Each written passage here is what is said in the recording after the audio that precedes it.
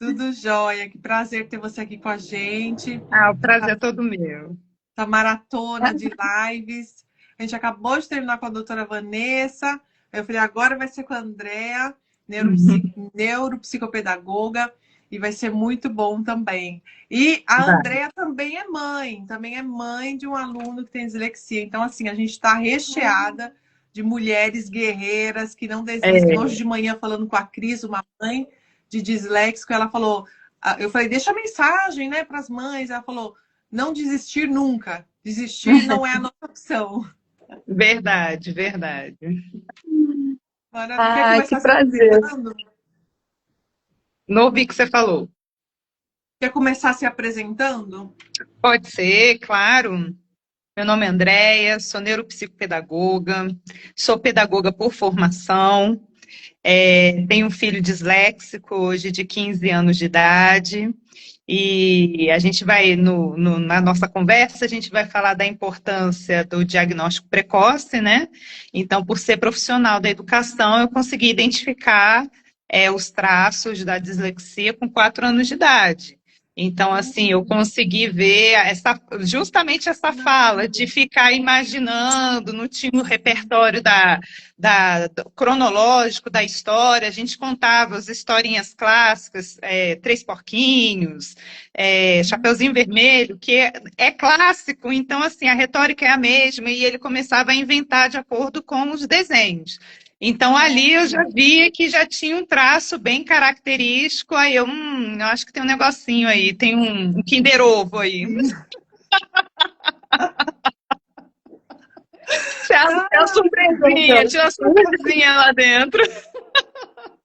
Só que a gente Adorei. só pode, só que a gente só pode diagnosticar depois que ele tiver 6 meses inserido no contexto, né, escolar.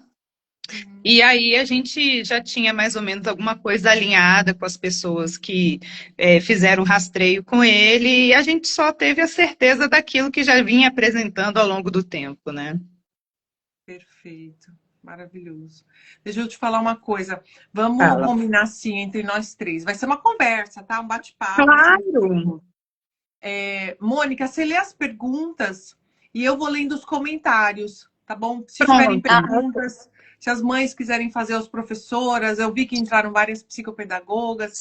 Se quiserem estar Que fazendo legal. perguntas, é, se quiserem estar fazendo perguntas também para a Andrea, pode fazer que a gente vai ler. Se quiser colocar no comentário, coloca. Se não, tem a caixinha aqui embaixo, pode colocar a pergunta que a gente faz para a Andrea, tá bom? Então vamos lá. Vamos. então tá. Então vamos. A primeira pergunta, André, no Brasil, em que ponto que você acha que estamos na conscientização da dislexia? Você percebe avanços ou ainda predomina a falta de informação? Então, o nosso país, por ele ser bem grandão, né? A gente tem uma dimensão continental. Eu posso dizer que nos grandes centros a gente tem uma maior margem de informação, tá? Mas também a gente esbarra em tantos critérios, tantas formas de educar que criam barreiras. Mas num cenário, por ser uma dimensão continental, eu falo que o nosso país ainda está um pouco aquém, tá? Está um pouco aquém em relação à conscientização. Hoje a gente ainda usa um critério muito discriminatório, tá? E nas palestras que eu ando, eu comento muito, sabe, Carol e Mônica? Infelizmente, a gente ainda traz muito traço do diagnóstico médico dentro das nossas relações sociais. E a relação escolar, ela nada mais é do que um reflexo social. Então, nós, durante muitos anos, e quem está hoje à frente, quem são os gestores educacionais, somos nós, a gente da nossa idade, os 30 a mais e 40 plus, né? Somos nós que somos os gestores da educação. E a gente vivenciou muito essa sociedade médica, onde o deficiente era aquele que você via com um olhar muito pejorativo. Com relação às leis, eu digo que as nossas leis são bastante. A gente não precisa de muito mais do que a gente tem. O que a gente precisa é, por ser um país grande, da gente trazer segmentações, né, estaduais que atendam à especificidade em relação àquele contexto, aquele agrupamento de pessoas. Mas o que nós temos hoje de suporte é suficiente para que seja alcançado e também é atingível, né? Nada que não seja atingível para os disléxicos. Então, o que eu vejo é que, por nós não sabermos modificar a mente em relação ao social, e sim replicar traços daquilo que a gente vivenciou num contexto geral, a gente não traz a equidade, que é diferente de igualdade. Então, assim, com isso, o que eu vejo que são os gestores que precisam ser capacitados, sabe? Se você não tem um gestor que tenha em mente tudo isso que a gente vê, o que realmente é necessário para a gente ter uma educação de qualidade, identificação precoce, toda a escola vai padecer, porque não vai ter capacitação continuada, não vão ter cursos de validação, você não vai trazer critérios de testes referenciados para você aplicar dentro da sala de aula, principalmente não no Fundi 1. Então, a gente vai ter muitas questões que vão trazer barreiras, tá? Para que os disléxicos não venham ser assistidos ao longo do percurso educacional. Entendeu? Perfeito. Então, eu vejo que é por aí. Perfeito. E Mônica tem um exemplo na prática disso. Conta, Mônica, das duas escolas. Aqui em Manaus, a gente tem uma escola muito conceituada, que é assim, dita como a melhor escola de Manaus, né? Muita gente fala isso. E ali eles convidam a criança a se retirar, né, a sair da escola, caso a criança apresente alguma, mas qualquer coisa. Não é assim, dislexia, não é autismo, é qualquer coisa. Eles convidam a criança a se retirar.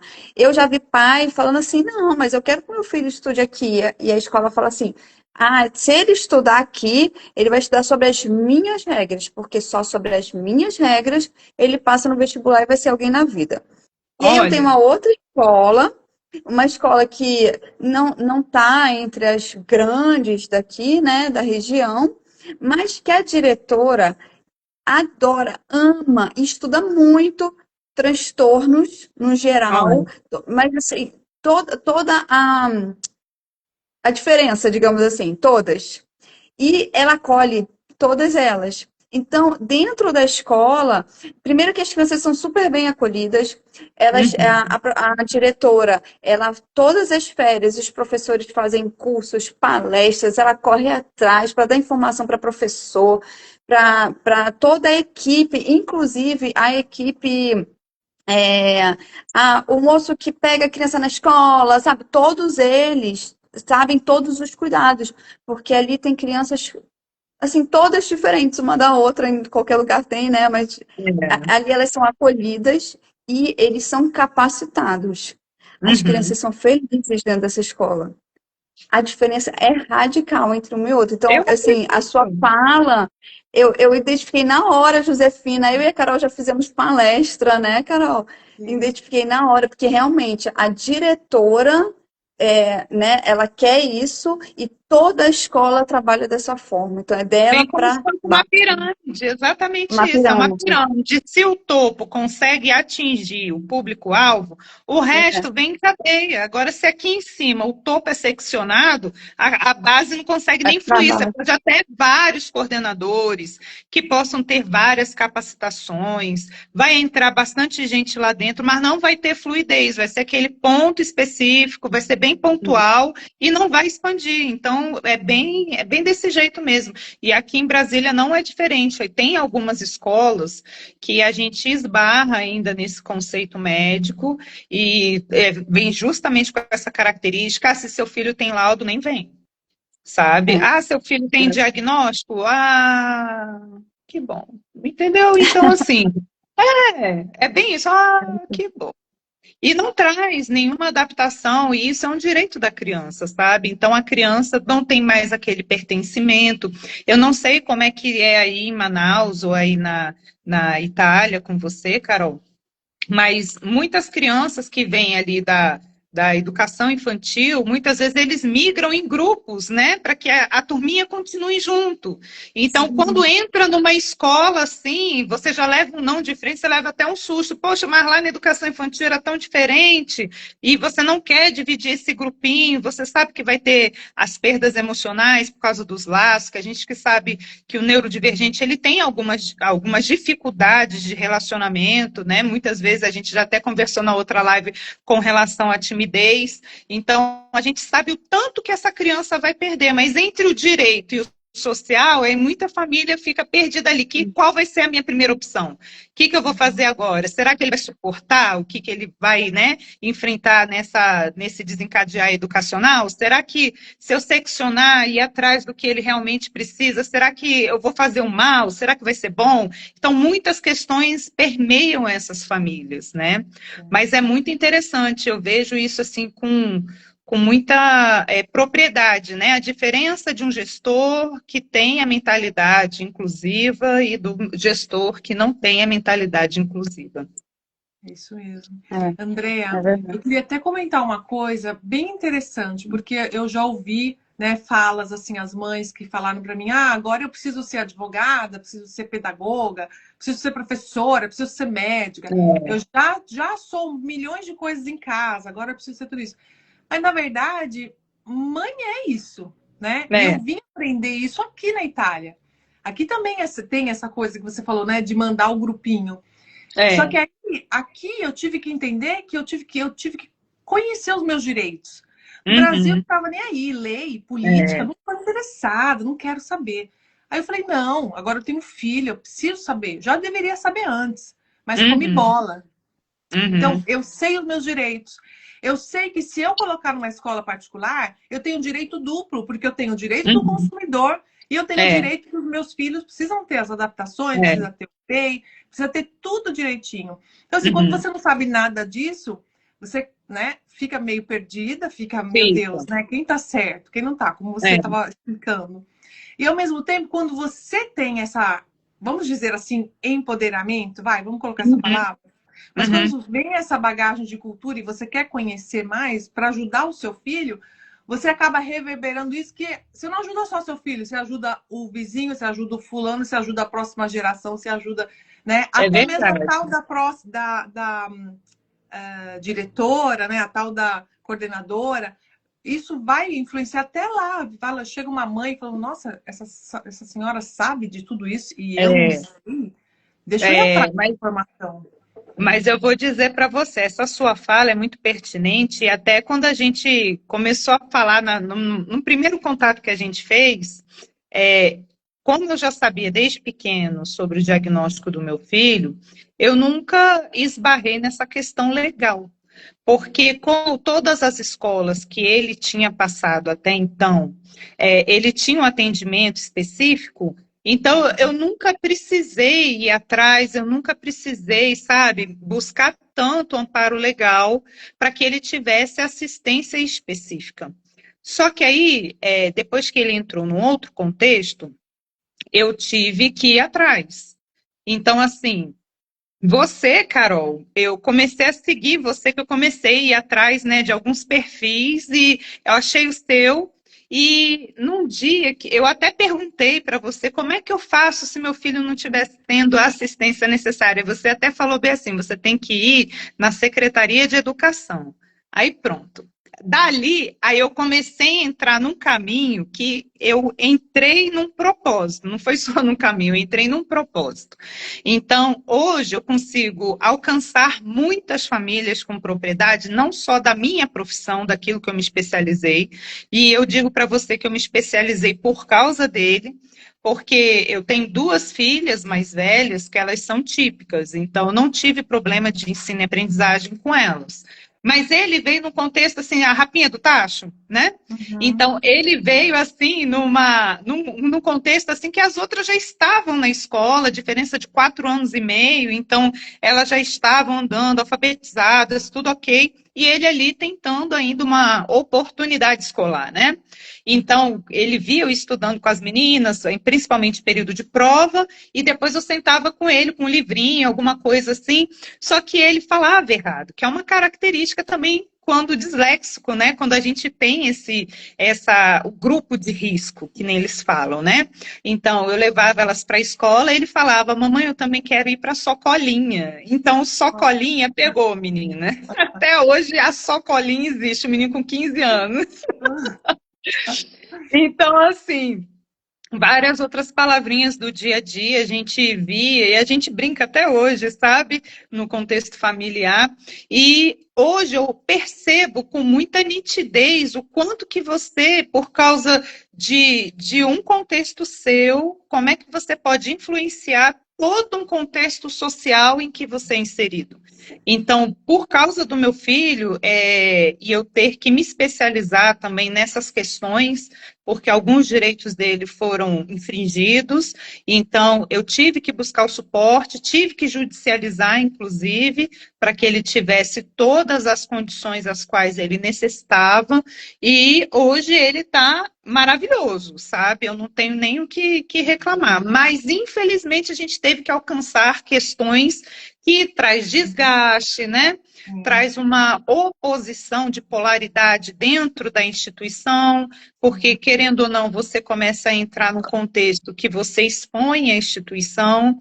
Só que nisso tudo, outras famílias foram vendo que, de fato, a lei existe e a lei deve ser cumprida, e outras famílias começaram a entrar também nessa questão. Então, todas as famílias têm algum contexto de transtorno de aprendizagem. Até hoje eu recebo ligação não só da escola do meu filho, mas de outras instituições de ensino aqui do DF. Olha. Entendeu? Então, a gente não sabe a importância que tem a sua caminhada, né, dentro da inclusão. É bem impactante. É verdade. E você sabe que eu lembro que a gente conversou dessa mensagem. Eu acho que eu te indiquei a doutora como chama? Mônica, a doutora que vai vir depois aqui? Advogada? A Marisa Ribeiro. Eu te indiquei a Marisa Ribeiro. Ela é uma querida também. Eu já fiz live com ela. Uma querida. Ela é demais. E ela abriu, ela abriu muito os meus olhos, os olhos das minhas alunas. Ela assim, deu uma explanada. A gente se conheceu maravilhoso. Em 2022, 2023. E eu falei, Marisa, vou segurar em você. Não vou te aceitar. Me dá a mão. Não posso te perder, me dá a mão. Sim, porque ela é demais, né? Além de toda a história familiar, mas também te traz uma segurança na fala, te traz, né, respaldo, que você... Imagina, eu tô aqui na Itália, eu vou atrás das leis italianas, mas eu fui mergulhar nas leis brasileiras para poder ajudar alunas, ajudar pessoas que, né, precisavam da minha ajuda. E às vezes eu era tão dura, né, com a mãe e falava, não vai na escola, leva o documento da doutora, já fez, então leva, não tenha medo, vou estar aqui orando por você, depois me conta. Se você ter ideia, até mãe que ia para a escola, eu falava, vou estar fazendo um jejum por você, a gente vai fazer jejum e oração, que vai dar certo. E elas iam, voltavam, Carol, eu entreguei, deu certo, não sei o quê. Que então, legal. É tão gostoso, né? Porque você vai além, como você falou, um propósito, né? Você vai além daquilo que você realmente tem que fazer. Então, vai muito além só do raso, né? Ali entregar o conteúdo, o post. Não, isso vai além. E que bom, fico muito feliz que teu filho aí, que você seja uma referência, já está sendo uma referência. Depois eu quero que você conte, se puder, né? Um pouquinho também da sua palestra na igreja, porque eu sei que você falou da inclusão. Isso. Eu fiquei assim, falei, meu Deus, olha que incrível! Maravilha, né? Então... E foi justamente nesse contexto também.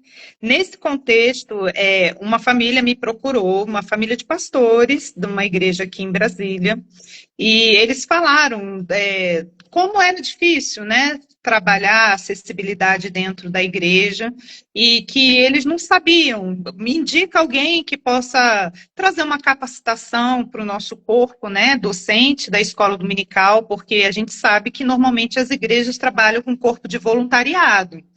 Então, assim, muitas das vezes a gente não tem. E quando tem, é um coordenador que faz toda essa integração entre esses voluntários.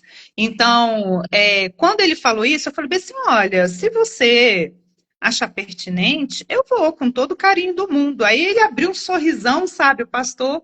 Aí ele falou bem assim, você faz essa gentileza para mim? Eu falei, claro que eu faço. E foi, assim, uma experiência maravilhosa, porque a gente briga por inclusão dentro de escola. A gente tem brigado por inclusão no serviço dos adultos, né? Então, a gente vê muitas questões, às vezes, já no serviço público, com relação à inclusão, de adaptação, né? Mas dentro da igreja, não. Aí eu falei, não, pode deixar, que dia que você acha que ficaria bom? Ele, não, eu vou conversar com a coordenadora da parte infantil e eu te aviso. Aí eu falei, combinado. Eu falei assim, já sei. Eu falei assim, separa o dia. A gente vai fazer um simpósio de uma pessoa só. Não vai ser várias pessoas, não, mas a gente vai falar de vários temas.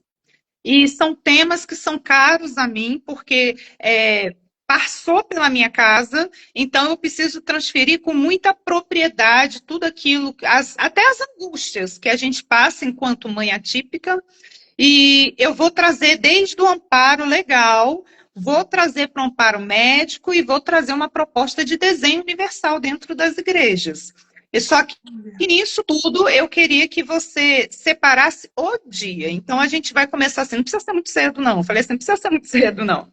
Mas, de repente, assim, 9h30, 10h, a gente faz o almoço, depois da tarde a gente continua, faz um break e termina. Ele, não, tudo bem, combinado. Menina, foi assim um agir de Deus lindo, porque até orar a gente orou, teve quebrantamento, a gente fez experiência laboratorial, que eu levei também, para a gente poder trabalhar essa parte sensorial, que é uma questão que todo mundo fica pensando e muita gente tem medo de falar. Por que o autista se desregula? E eu falei, isso não é uma propriedade só do autista, não. A gente desregula, minha irmã. Eu falando assim, sabe? A gente desregula. A gente, às vezes, está numa reunião e a canetinha aqui, ó, toque, toque, toque, toque, toque, toque, toque. O pezinho balançando debaixo da mesa, quando o negócio está angustiando. Você está em busca de regulação, o cabelinho aqui, ó. Toda hora. Entendeu? Então, você está em busca de regulação. E eu fui trazendo de forma muito prática, de uma forma muito lúcida e fácil de entender, porque a gente vê muitos protocolos, mas muito científico, e muita gente, tantas palavras diferentes, a gente não consegue, né? O que exatamente essa pessoa quis dizer?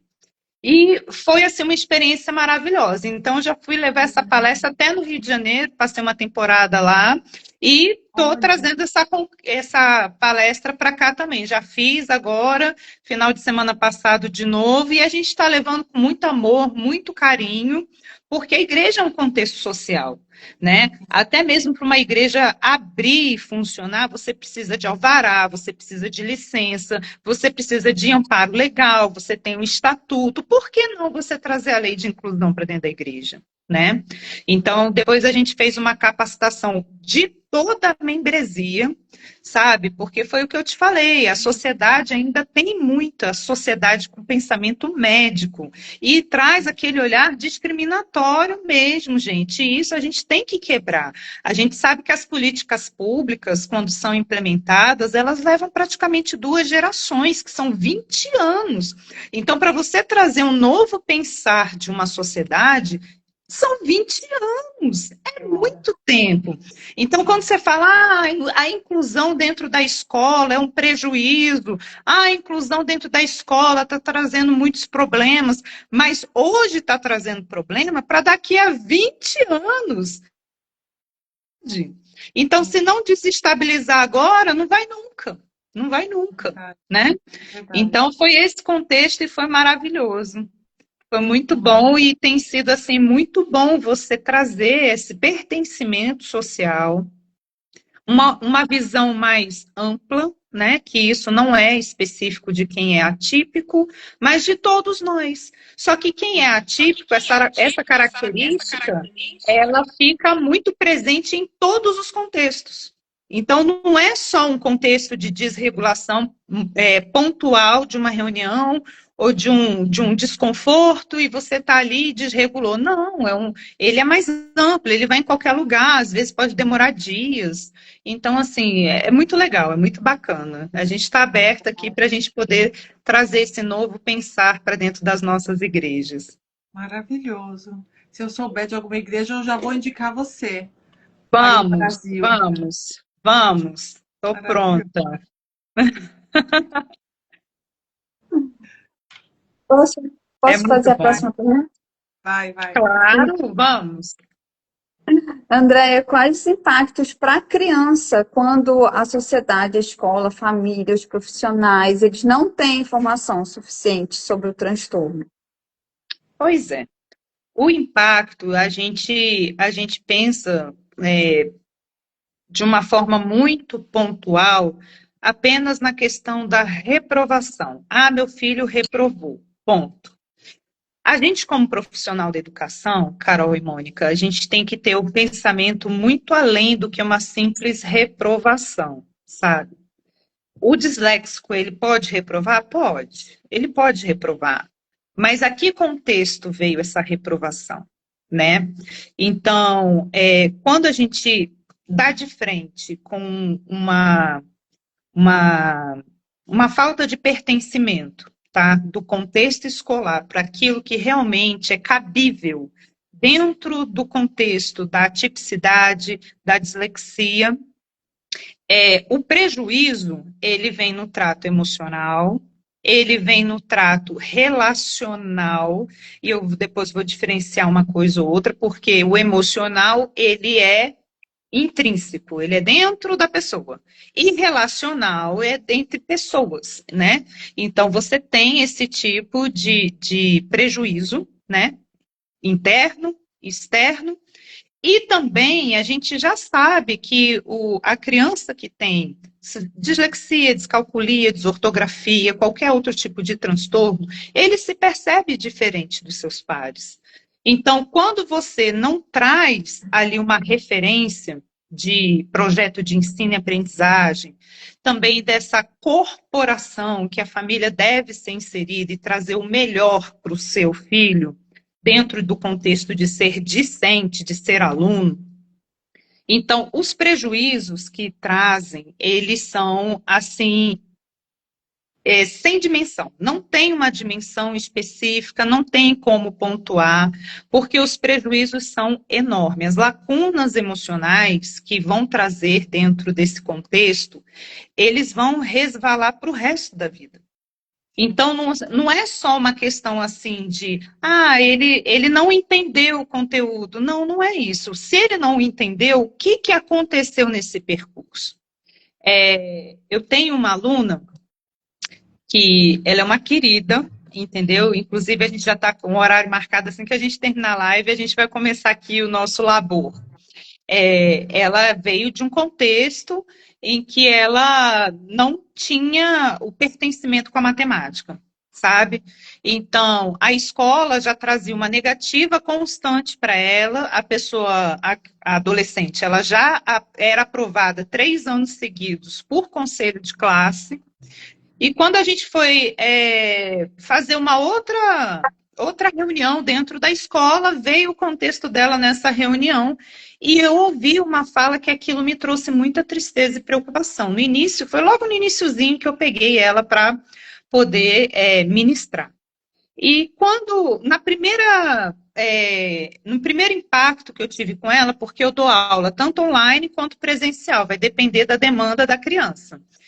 Então, como eu não conhecia o contexto dela, a mãe só me contou algumas questões dela, que ela tinha muita dificuldade, numeração, tudo. Eu falei, não, vamos fazer um encontro online, dependendo de como for, a gente parte para o presencial para a gente fazer algumas experiências.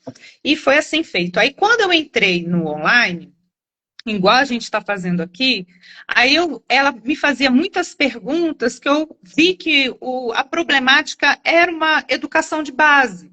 né? Então, a gente sabe que tanto para o típico quanto para o atípico, você rebuscar a informação que foi falada, isso traz memória de longo prazo. Então, assim, se você não buscar informações que foi feito no Fundi 1, tipo quarta série, que são propriedades da fração, coisa desse jeito, e por não ficar usando constantemente, quando a fração apresentar, ela se mostra um monstro de 7 cabeças. E realmente, qualquer pessoa, a gente mesmo, se eu chegar para você e começar a falar sobre questões jurídicas tributárias, um monte de interrogação vai entrar na nossa cabeça e até a gente ter pertencimento daquele conteúdo, a gente vai ter dificuldade de aprendizagem. Então, a dificuldade, ela está presente em qualquer contexto em que aquilo se torna novo e não tem experiência para que venham as funções executivas, né, venham ser trabalhadas e você saiba operar aquele conteúdo. Então, quando eu vi, eu falei, não, eu já entendi o que ela precisa. Na época eu estava no Rio de Janeiro, não estava nem em Brasília. Eu falei, quando eu chegar, eu vou na sua casa. E a gente vai trabalhar o que ela precisa ter de base. E assim a gente fez. Quando a gente sentou, eu vi que ela tinha não só dificuldade com numeração, mas dificuldade com organização espacial. Então, a primeira coisa que eu fiz como proposta foi, vamos trabalhar com papel quadriculado? Eu acho que aqui a gente vai começar a mediar as nossas transformações de como a gente vai ver a matemática. Porque muitas das vezes, até na multiplicação cruzada, você multiplica unidade, dezena, centena. Quando você vai para 2 algarismos, a unidade você pula, já vai para dezena, e quando você vê, perdeu toda a equação, toda a multiplicação. Só que quando eu fui apresentando esse papel quadriculado, foi como se tirasse com a mão. Sabe? Então, aquela fala que eu tinha ouvido da escola de que a aluna não ia ter sucesso, sabe? Que parecia que a aluna representava uma bomba relógio dentro da escola, com relação a se a reprovação é muito provável, aquilo me trouxe instabilidade, porque o que foi apresentado de proposta para essa aluna? Né? Nada foi apresentado, só viram um fracasso escolar. Aí na cabecinha dessa criança, desse jovem, desse adolescente, vai falar assim, eu não sou capaz, eu sei que eu não vou conseguir. Aí começa transtorno de ansiedade generalizada, começa aquele frio na barriga, aquela depressão latente, aí chega no final do ano, reprova. Aí eu te falo, essa reprovação foi justa? Não.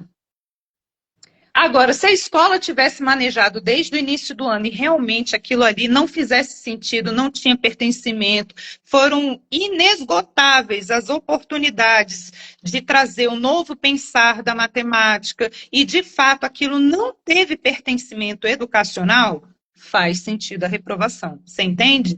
Então, a gente tem que tomar muito cuidado naquilo que a gente vê, porque a maioria das vezes a gente vê a reprovação, tá? Sendo muito praticada como forma de punição. Eu vejo assim bem punitivo mesmo. Eu não apresento propostas alternativas, eu não apresento uma didática alternativa e ele reprovou porque ele não teve pertencimento. Entende? Então, os prejuízos que a gente tem depois a longo prazo, a gente sabe que a gente tem evasão escolar, enfraquecimento do saber, sabotagem cognitiva. Você vê tantas questões que vêm que a longo prazo você vai ver que quando chega a vida adulta, subemprego, uso de drogas, alcoolismo, né? E às vezes pessoas que têm condições que a gente, até a própria sociedade espera algo mais, mas por tudo que ele passou no contexto escolar, ela não consegue. Não rompe, a pessoa não rompe, sabe? Então, assim, as sequelas e as consequências da não inclusão, elas são drásticas, são horríveis, e a gente vê hoje estudos científicos, tanto na parte da ciência pedagógica, como na ciência social, a gente já vê estudos científicos falando sobre essa questão do fracasso escolar. Verdade. É bem presente isso. Sim. Sem contar que no DSM-5 também fala, né? A quantidade não, a propensão ao suicídio, a propensão à Muito! depressão. Então é uma coisa, é como você está falando, é profundo demais. É É um profundo. impacto violento. Eu É, lembro é que que foi justamente aquele olhar intrínseco, que é o pertencimento, né? A autovisão, que a gente já sabe que ele não tem igualdade nos pares, ele se vê completamente diferente, que ele já reconhece suas comorbidades, suas diferenças de leitura, de evolução, enfim.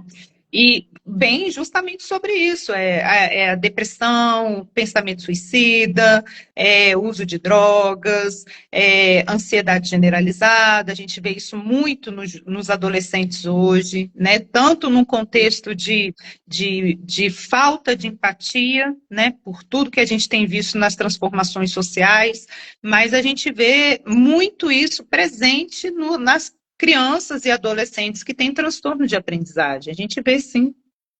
verdade, é verdade. É Olha, triste. se eu não tivesse a minha mãe, sabe, que estava sempre ali me apoiando, não sabia que eu tinha dislexia, nem eu sabia. Eu Uhum. repeti Na nossa 3 época vezes. não tinha, né? Na nossa época não tinha. Não tinha. E eu sempre levando bomba, né? Repeti 3 vezes. Então, assim, eu já queria desistir, eu já não queria mais, né, ir para a escola. Mas mamãe sempre, não, vamos lá, repete comigo. Eu sei que eu posso, eu vou conseguir. Eu repetia. Eu sei que... Aquilo Olha, ficou um mantra, sabe? Eu entrava na escola repetindo aquilo, eu ia fazer prova repetindo aquilo. Ela me levava de carro, aí a gente parava na frente da escola, ela, vamos fazer uma oração. Aí a gente oh, orava, meu eu Deus. saía. Aquilo que me levou, aquilo que me empurrou. Porque se não fosse aquilo, eu acho que eu já tinha abandonado há muito tempo. Porque Sim, era muito difícil a escola. é difícil, é. Eu repeti Eu, um ano também, né? E você sabe que eu não falava pra ninguém, eu morria de vergonha. Assim, enquanto eu tava na escola, eu era repetente, né? Que era que todo mundo aponta, é repetente. Mas depois que eu saí da escola e fui pra faculdade, eu não contava pra ninguém. As pessoas percebiam que eu era mais velha, né? Então, Aham, ou eu demorei para entrar ou eu tinha repetido. Mas entendi. eu não falava para ninguém, eu não falava nem para meus filhos. Eu fui falar tranquilamente assim, eu repeti de ano agora, depois do diagnóstico. Mas até o diagnóstico eu não contava. Não contava, eu não falava. Eu Acredito. fui falar para meus filhos depois, porque eu fiquei realmente assim, marcada pela repetência. Eu acredito. Olha o prejuízo aí. Foi É, destravar depois que teve um diagnóstico em mãos, que você se viu pertencente de um contexto. é, Aí você fez uma exatamente. leitura, um mapeamento, você fez uma leitura individual e você falou: meu Deus, era tudo isso se eu soubesse, né? Então, Exatamente. É. aí foi libertador. Você abriu aquela caixinha aqui do peito e fala: voa, passarinho, pode voar. Agora eu sou dona do mundo. Sim, feito. E a gente consegue ressignificar, né, depois. Eu ressignifiquei eu conversei com a minha mãe falou, mas na época você concordou, porque você achava que se você voltasse tudo, você ia conseguir. E não, a segundo ano foi difícil pra caramba, né, da repetência, assim. Mas eu consegui ressignificar, né, essa repetência. Mas Mas quanto foram sofrimento foi gerado? Você já é adulta, você escondendo eu já seus tinha mais de filhos. 40. Imagina, Ai, mais de 40 para conseguir olha o ressignificar. sofrimento. Olha, é muito É, tempo, gente. É é muito muito tempo. tempo. E aí, É muito. realmente, a gente fica martelando isso. Não, eu sou burra, porque até repetir, eu repeti um ano, né? Eu sou burra, eu não consigo, eu não consigo, eu não consigo. É, E isso fica a vida toda. é isso mesmo. É isso mesmo. Vamos lá, mais uma? Vamos, mais Vamos. uma.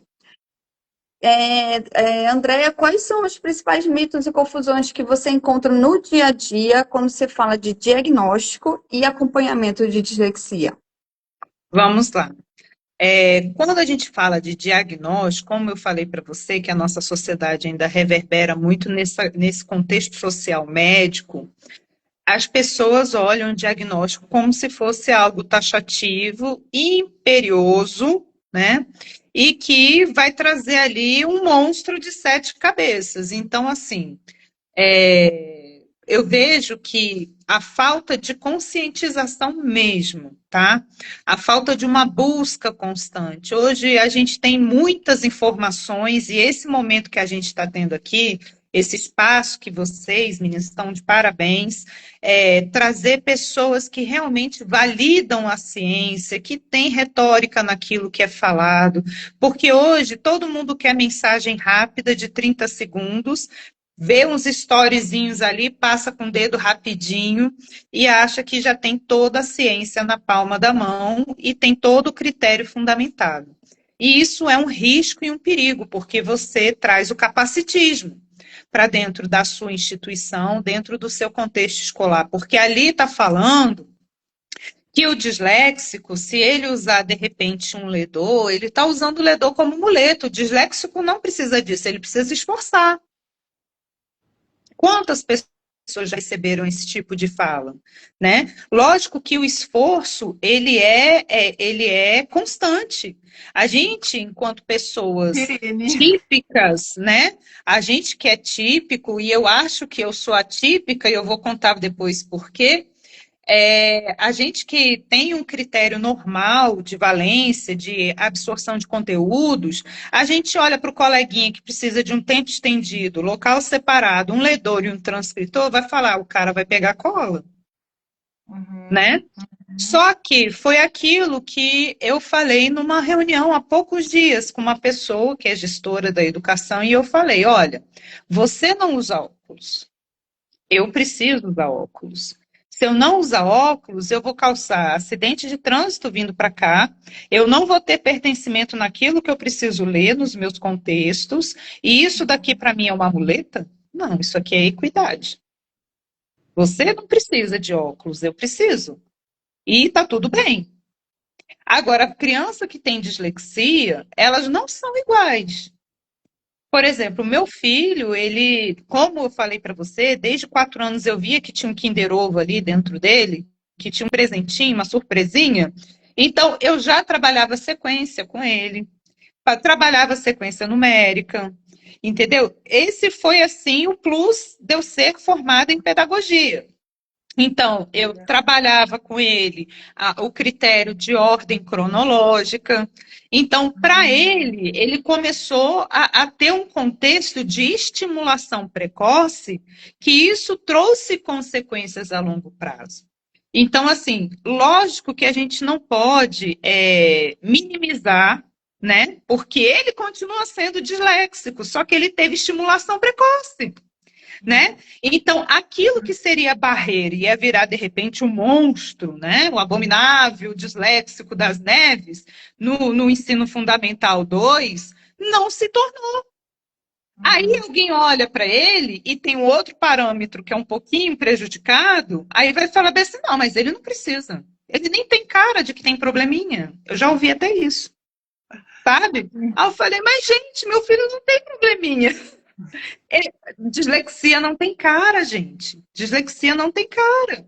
E a gente só sabe que tem transtorno de aprendizagem depois que é inserido no contexto escolar. Tirou do contexto escolar, traquinagem do mesmo jeito, aproveita a vida do mesmo jeito, faz bagunça do mesmo jeito, tira sarro do mesmo jeito, entendeu? Faz piadinha, tudo do mesmo jeito. Mas botou ele de frente para um contexto escolar, pronto, começou a guerra, começou a batalha, temos ali uma animosidade, não vai dar certo. Só que as famílias, muitas famílias, não têm um profissional de educação dentro de casa, né? E às vezes até tem, só que às vezes o professor ganha tão ruim, tão baixo, o piso salarial, não é nem teto, é piso salarial, está no chão do chão, na sola. Então o que acontece? Trabalha 2, 3 empregos, aí chega em casa, às vezes tem um filho disléxico, você vai dar atenção, meu filho, pelo amor de Deus, não é possível que você não conseguiu entender isso, e traz toda essa falta de empatia, de pertencimento, e a gente joga para a escola. Aí chega na escola, a escola, não, aqui não, aí ele nem precisa. Se quiser isso daqui. Então, você vai vendo que ali o contexto, ele vai se entrelaçando e você vê que é muito assombroso tudo que acontece dentro do percurso de uma criança que tem dislexia.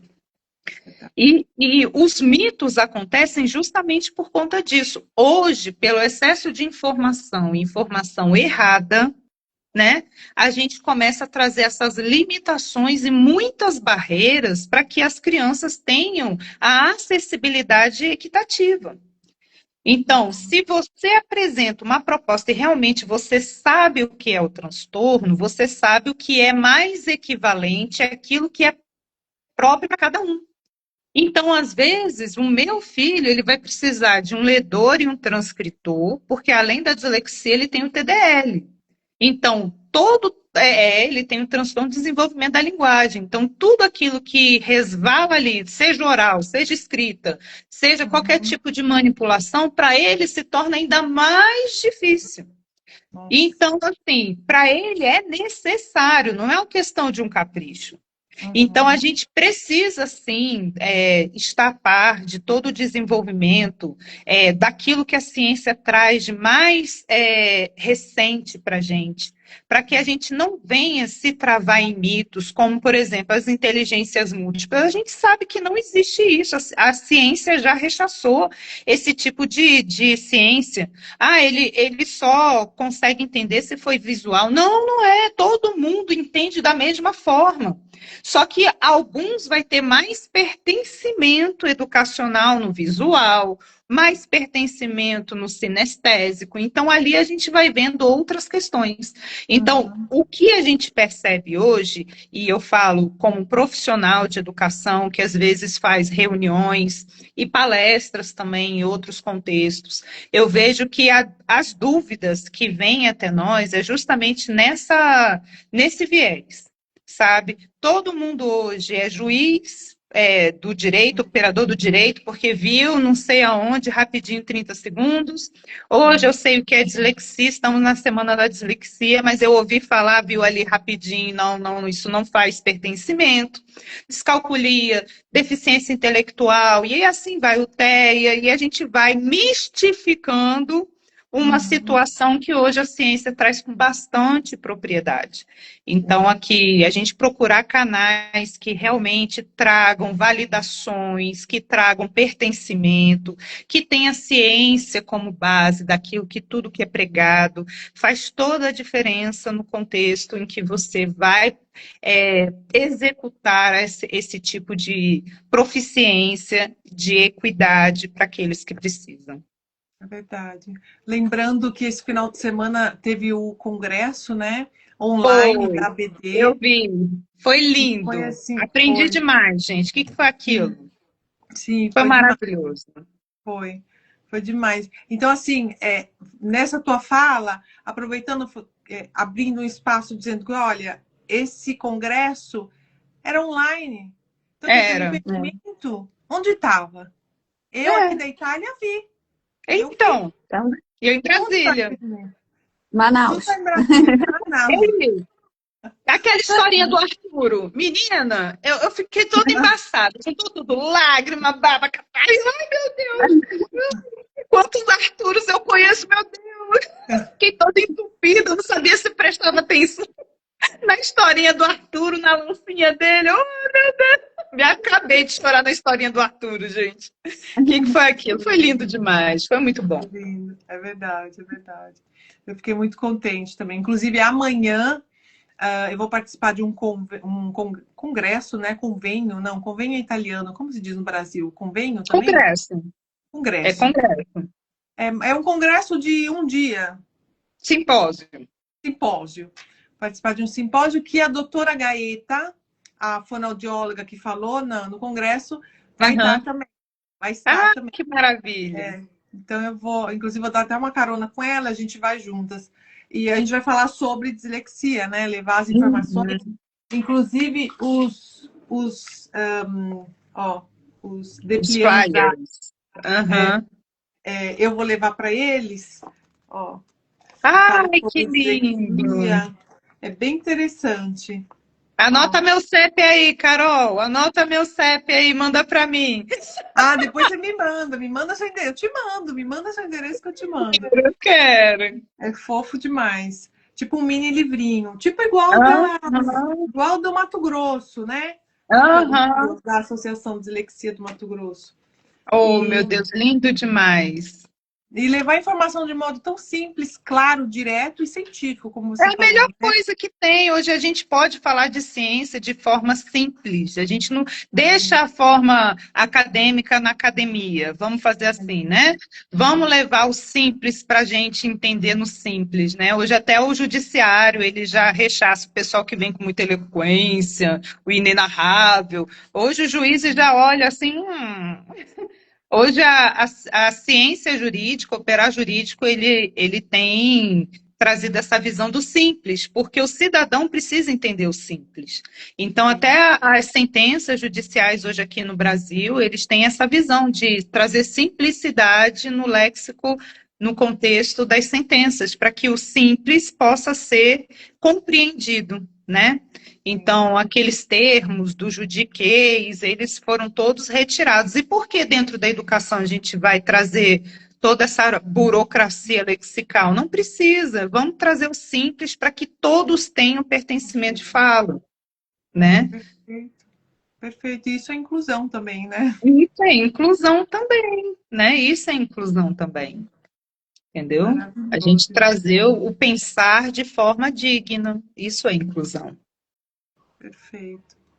Vamos lá, vamos para a próxima. Subiram algumas mensagens aqui. Peraí, Fala. aqui, ó. Eu tava sem microfone. A A Cidinha minha escreveu. galera chegou. Ah, dá para falar? Dá para você falar? Não, dá. É porque a minha galerinha chegou. Aí faz barulho, eu tô botando no Não tá mudo. fazendo Tá me barulho, lembrando não. disso. Não? É, Tá não? Ah, então tá. Não. ó, a Cidinha escreveu maravilhosas experiências quando você estava contando a experiência da igreja. Uhum, Aí ela escreveu uhum. maravilhosas Ó, a vivências. Janaína, ela estava numa das igrejas que eu falei, essa Janaína que entrou agora. Lembrei do rostinho dela, né, Janaína? Ela estava lá, no Rio de Janeiro. Olha, olha que legal. Isso. Maravilhosas vivências, lindas referências. Ó, bastante participação. É importante, né, que o pai, a mãe, o professor, o profissional que está aqui com a gente entenda e também tem essa troca, né? Porque às vezes você está Sim. ali com uma dúvida, ou às vezes você fala um elogio, né? O profissional pega aquilo e fala, poxa, eu, né? Falei uma coisa que complementou, Uhum. ajudou alguém. E esse Isso. feedback é importante. Então escrevam, gente, escrevam, coloquem perguntas, tá? Para a gente poder ter uma live bem participativa. Vai Muito lá, legal. Mônica. Então vamos para a próxima. André, por que é essencial que a investigação da dislexia e de outros transtornos de aprendizagem sejam feitas pela equipe multidisciplinar e não por um único profissional? Vamos lá.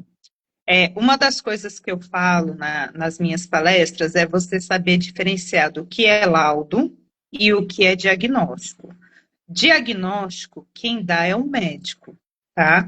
Nenhum outro profissional pode dar. Então, seja ele qual for, pediatra, neuropediatra, neurologista, psiquiatra, neuropsiquiatra, não interessa. Quem está assistindo, da onde partiu todas as questões, qual foi o primeiro que você foi procurado, né? A gente viu que na live anterior tinha uma pediatra com a gente. Se foi o pediatra que solicitou, é, ele vai dar o caminhar. O laudo, ele é feito por várias profissões distintas. Por quê? Porque cada um vai trazer a elaboração de um pensar voltado para aquilo que está sendo pesquisado. Por exemplo, o disléxico, a gente sabe que tem o erro ortográfico, a gente tem troca de letra por falta de consciência fonológica, e a gente sabe que tudo isso é o quê? Neurobiológico. E a gente tem que trazer ali um percurso educacional que tem que ser assim trabalhado a longo prazo, para que ele tenha uma dinâmica para poder entender o ensinar e o ensino e aprendizagem faça equivalência.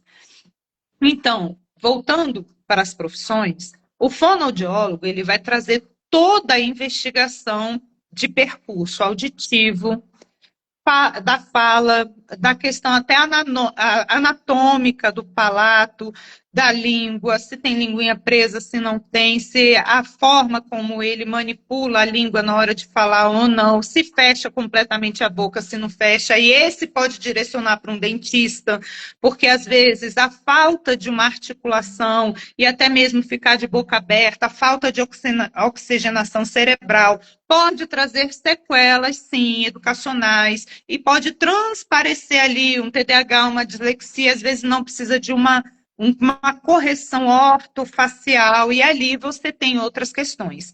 Para você trazer essa pesquisa, a gente tem que entender também que dislexia, ela precisa ser evidenciada.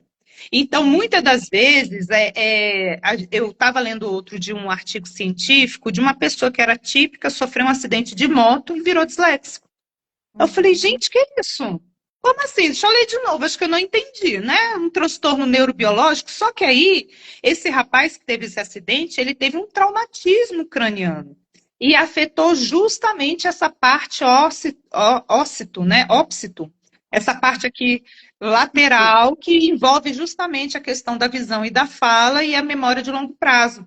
Então, a pessoa se tornou disléxica por causa de um fator externo. Então, assim, é exatamente essa parte aí, isso. Então, ela se tornou disléxica por causa de um contexto, só que tem crianças que nascem com uma formação. E às vezes a gente acha que é um transtorno ali, e não é uma questão de correção. Então, assim, aí a gente tem o fonoaudiólogo que vai fazer toda essa dinâmica e também todos os protocolos, né, de cabine, o P300, o Bera e tantos outros que são feitos dentro desse contexto de investigação, que vai trazer ali um parecer específico daquele profissional. Quando a gente manda o disléxico, né, o possível disléxico, para entrar para um psicopedagogo ou para um neuropsicólogo, ele vai trazer ali os elementos necessários, os instrumentos necessários para que venham ter uma validação que é mundialmente, né, referenciado.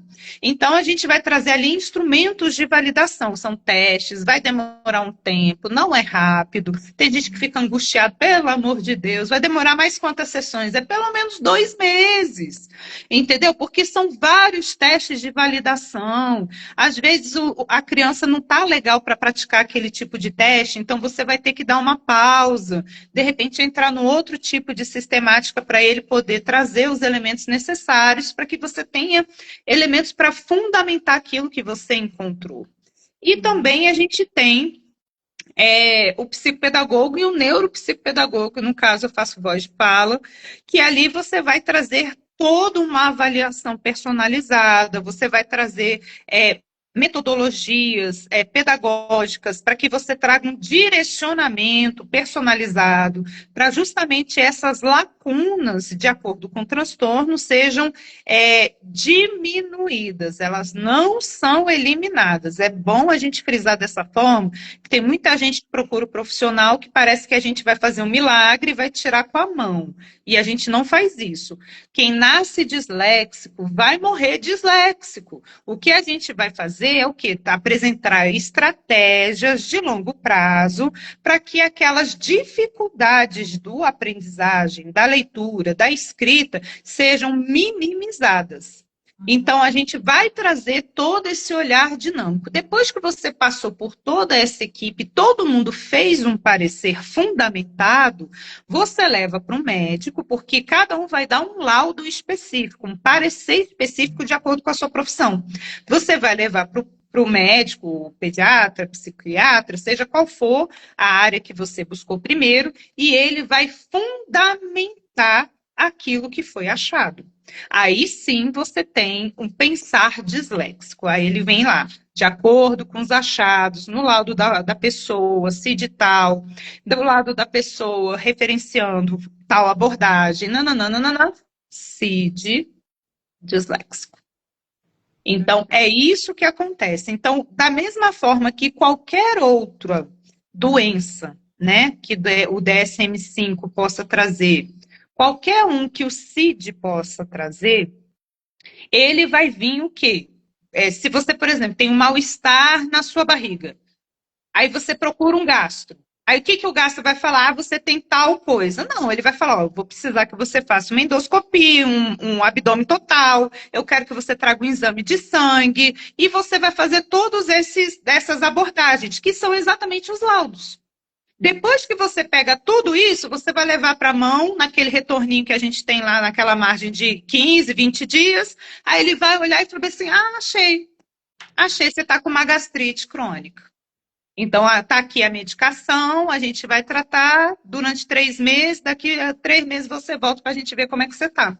Só que, como é um transtorno neurobiológico, é uma dinâmica que é para o resto da vida. Uma vez por ano, você vai ter que voltar lá, fazer, de repente, validações para ver se foram diminuídas os percursos fonológicos e assim por diante. Então, é importante essa busca de profissionais que possam te trazer essa assistência, né? Eu sei que muitas pessoas hoje não conseguem buscar esses profissionais porque a rede de saúde, o SUS, tem limitação de pessoas. E a gente sabe também que você dispor financeiramente de buscar esses profissionais, as famílias não têm capacidade financeira para poder buscar essa igualdade, né? Então, muitas crianças ficam sem diagnóstico. Então, hoje, pelo menos aqui em Brasília, para você ter um laudo neuropsicológico, é em torno de R$ 3.000. Então, você pegar R$ 3.000 para fazer uma validação VISC, não estou desmerecendo o profissional, longe de mim isso, ele é super essencial, mas esses testes já são caros. Você não consegue, você compra aquele bloco de testes que são com número determinados, ou uns vêm 8, outros vêm 10, às vezes tem teste que é R$ 30.000, gente. Né? Então, se você pegar um teste desse para 10 pessoas, é 3.000 um teste, um único teste, né? Então, assim, a gente sabe da importância que tem, mas a gente sabe que muitos não vão conseguir alcançar, porque a rede de saúde também não oferece, né? Então, a gente buscar o máximo que a gente puder, melhor. Sabe? Porque você vai ter mais fundamento, você vai ter mais elaboração para você trazer isso para o contexto e na abordagem escolar. É maravilhoso. Sim. E como é importante, né, essa conversa, como você colocou, essa conversa da equipe multidisciplinar. Porque um vai integrando o outro, um vai... Para a gente entender o que esse menino precisa, né, realmente, no final de toda a caminhada, né? Imagina o mapa do tesouro. Caminhou, pegou lá na árvore uma maçã, correu, caminhou, pegou a charada, caminhou, e lá no final tem o baú. O baú é o que a gente vai usar, o que ele vai precisar, qual a intervenção que a gente vai fazer, quais são as adaptações que ele vai colocar na escola, o que ele vai precisar. Então, é muito importante. Essa sua explanação foi fantástica, porque uma aula, né? Você deu uma aula. Isso, foi uma aula. Mas é importante, é isso que eu falo desde o início, você trazer essa lucidez de fala, porque quando você tem uma criança atípica, ou até mesmo um deficiente físico, a gente não está preparado, porque a gente não sabe como é que vai se comportar, o que vai precisar, qual o suporte necessário. Nenhuma família está preparada. Então, assim, aonde buscar? O que fazer?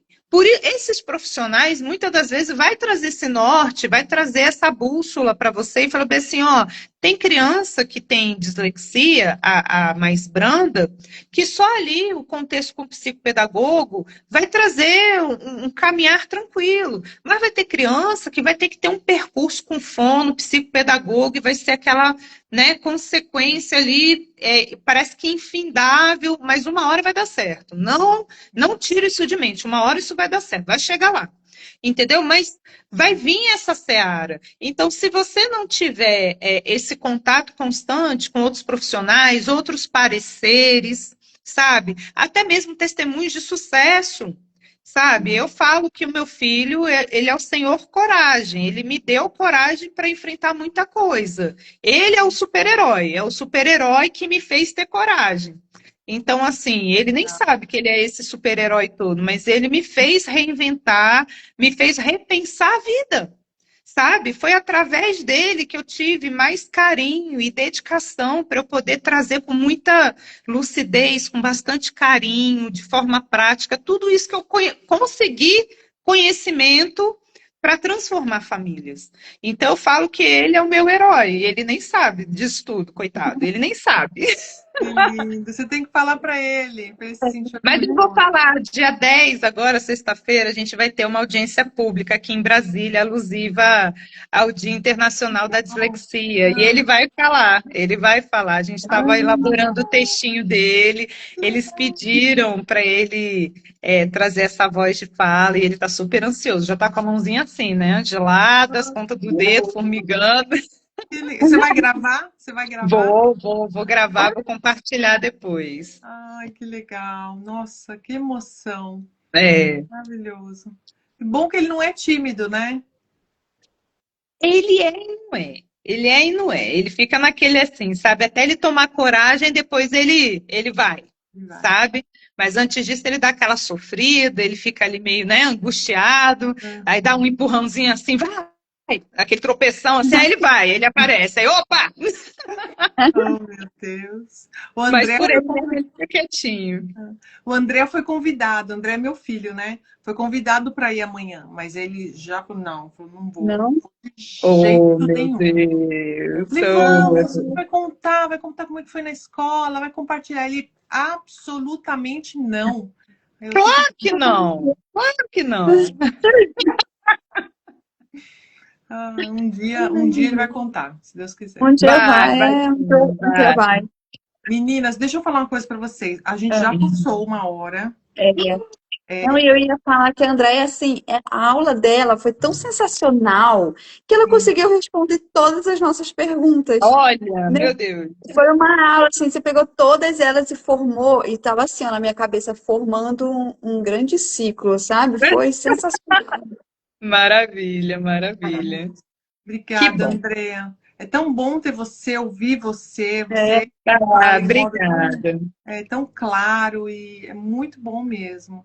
Eu quero agradecer por você ter parado aí um pouquinho do seu dia para estar aqui conosco e dizer que a sua caminhada assim, é uma esperança para a gente, né? Uma esperança que com certeza vem para outras mães e continue mostrando, né?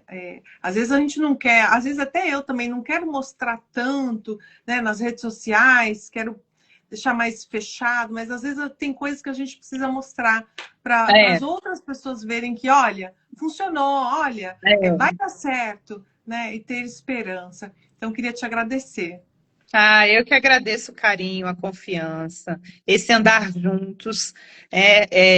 Assim, eu não tenho palavras, porque muita orientação eu peguei com você, né? Dessas lives que você dá, nesse contexto também, o Café com Dislexia.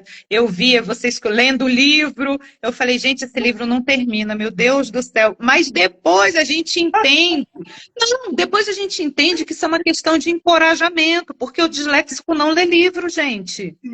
Então, você vê que é uma questão de encorajamento. Eu já estava assim, gente, qual é o contexto disso? Para que isso? Aí depois que eu fui, não, mas faz sentido, claro que faz sentido. Entendeu? Então, assim, muitas das vezes, até voltando para aquela questão do estigma e também das questões que a gente vê assim, né, do que o povo fala, a gente tem que ter empatia naquilo que a gente. Porque no primeiro contexto, quando eu fui procurar as redes sociais da dislexia, eu peguei justamente desse café com dislexia. Eu fiquei achando aquilo estranho, eu não entendia, eu não vi o propósito. Aí depois eu fui seguindo a Carol de forma individualizada, e depois a Mônica. Aí eu fui.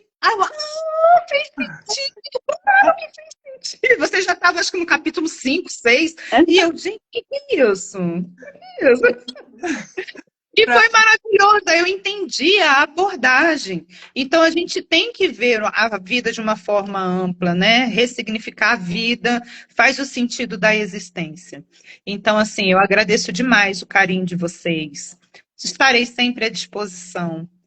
Porque aquilo que nos é caro, aquilo que nos traz instabilidade, depois você transformar aquilo para sedimentar e ter um novo parecer de vida, é que faz a gente evoluir. E eu busquei muito, ainda estudo bastante, faço muito curso de pós-graduação ainda, especializações aqui na área de gramática, fonema, eu faço tudo aqui pela UNB mesmo, e meu dia é super lotado. E como eu tenho essa sede por buscar informação, e muitas pessoas não conseguem ter essa dinâmica, eu vejo como se fosse uma força que me leva a levar esse conhecimento de forma prática. Lógico que as minúcias a gente não vai levar, mas de uma forma bem prática a gente consegue trazer para que todos tenham um atendimento de qualidade. Então, eu deixo, você sabe que minha porta sempre está aberta, esse espaço também foi muito legal para mim, muito obrigada. E é sempre bom a gente compartilhar um pouquinho da gente, né? Um pouquinho da gente faz a gente transformar pessoas. É verdade. É verdade. Obrigada, André. Obrigada. É sempre maravilhoso. Obrigada, Eu me sinto super acolhida com você. Que bom. Você fala assim no nosso coração e você traz tanto conteúdo, tanta informação boa. É sempre uma Que bom. delícia conversar com você sempre. Muito obrigada. É Maravilha. uma honra ter Obrigada você aí. aqui com a gente.